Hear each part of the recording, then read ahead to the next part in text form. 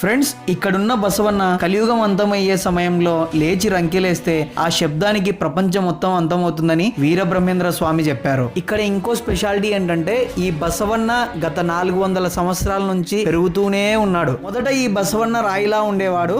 అది చూసిన ఊరి ప్రజలు తొలగిద్దామని ప్రయత్నించారు.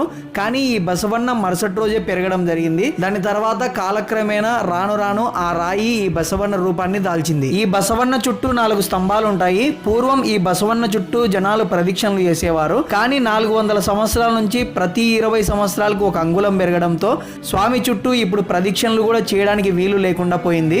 అంత పెరుగుతున్నాడు ఈ బసవన్న. సైన్స్ నమ్మే వాళ్ళు ఇది పెరిగే రాయి కాబట్టి పెరుగుతుంది అని నమ్ముతారు. అలాగే దేవుణ్ణి నమ్మేవారు దేవుడి మహిమల వల్లే ఇదంతా జరుగుతుందని నమ్ముతారు. మనం ఏదైనా కోరిక కోరుకొని ఈ బసవన్న చెవిలో చెప్తే అది నెరవేరుతుందని నమ్ముతారు. ఫ్రెండ్స్, ఫుల్ వీడియోలో ఇంకా చాలా రహస్యాలు చెప్పాను. ఫుల్ వీడియో కోసం ఇక్కడ క్లిక్ చేయండి.